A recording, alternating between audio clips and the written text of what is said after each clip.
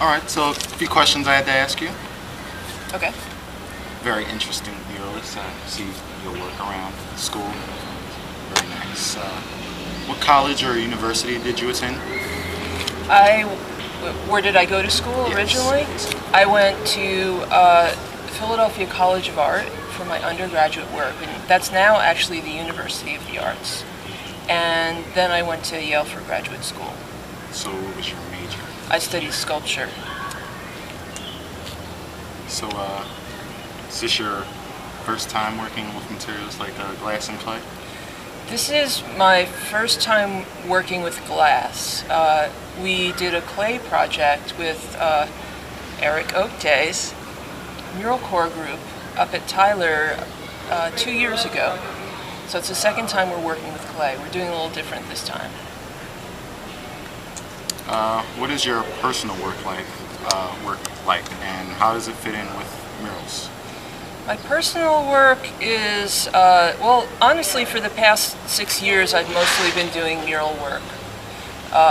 My personal work, I do installation and a number of other things, but it's actually very different.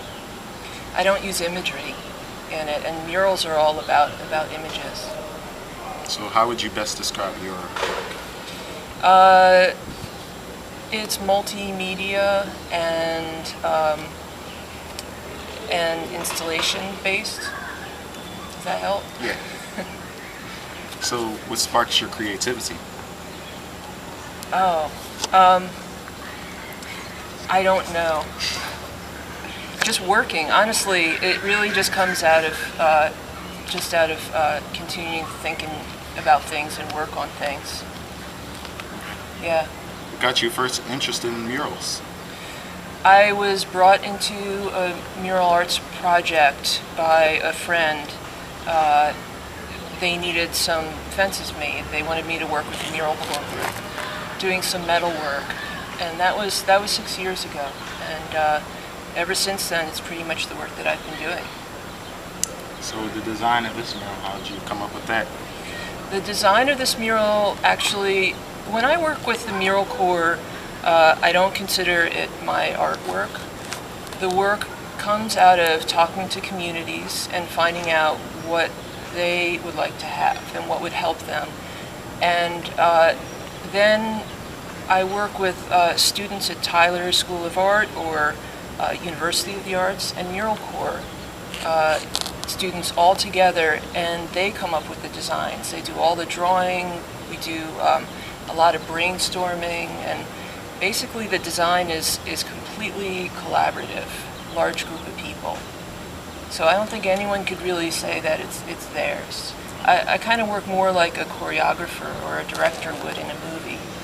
There's like a lot of actors, and everybody's really strong in what they do, and they can contribute that. So how many people would you say contributed to this mural? Like, how many people have worked on it? Wow. This particular one behind us, just the clay work, about 25 to 30 people on the clay work.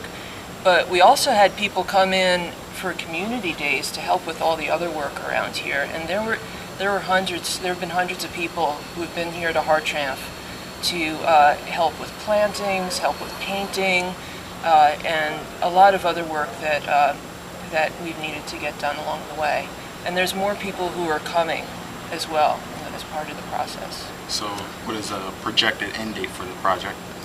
The project will be dedicated at the end of October, and that's when everything that we've designed so far will be completed. And but I would still hope to continue on here. There are things that we didn't think were realistic to take on within a year's time span that I'd love to be able to do. And so I'm hoping to be able to stay and keep working for at least another year. So if you're working on that, would you need permission from, I guess, like your bosses or whatever? Yeah, it has to be okay with everybody. So how would you get funding for that, I guess? Well, hopefully if people feel that what we're doing right now is positive, then it helps. Mural Arts has done all of the fundraising for this so far, and I know that they would like to help to continue this project. So I think that they'll work on it, and hopefully people will see what's happening here and want to support it. What are some of your best and worst experiences with this project? I've had amazing experiences with this project. It's been great. I mean, some of the best experiences is just seeing what happens when things go up on the wall and what they really look like. But we've had amazing experiences with the kids here at the school too, who come around after school, and you know, they are just thrilled that things are changing and everything. It's been respected the whole way around. We haven't had graffiti, you know, no problems of that sort, and that says a lot. You ever felt overwhelmed by a project? Not just this one, but any project in general. Yeah, I mean, I don't think about the whole thing. You just have to think about what you're doing that day, and you have to just be as productive as you can every day, and trust that in the amount of time you have, if you're just continually working, that it's going to happen. If you think about the whole thing, just you don't want to get out of bed in the morning. So what are some of the other projects that you've been a part of? The first project I worked on was at McKinley Elementary School, and we made 2 outdoor learning spaces. They're outdoor classrooms, and Shira Walensky did all the mural work on that project, which was great. And a Mural Corps group came to the University of the Arts and did metal work in the middle of the summer, which was incredibly hot, and they just did amazing work.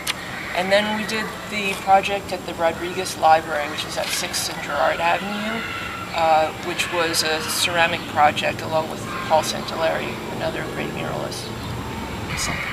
I'm really interested in working on that rec center across the street. Yeah, it's not, for me, it's not about public exposure. It's about, you know, there's a place, you know, when we drove by Hartranft, we felt this too. This place has a lot of promise and a lot of potential. And to me, that's what excites me, and I want to work on those sorts of places. So I'm hoping that we could stay here a little bit longer, and maybe if we're lucky, we could get over and work on the rec center across the street as well. I really like the idea of staying in a community and trying to do what you can to, you know, have some kind of impact.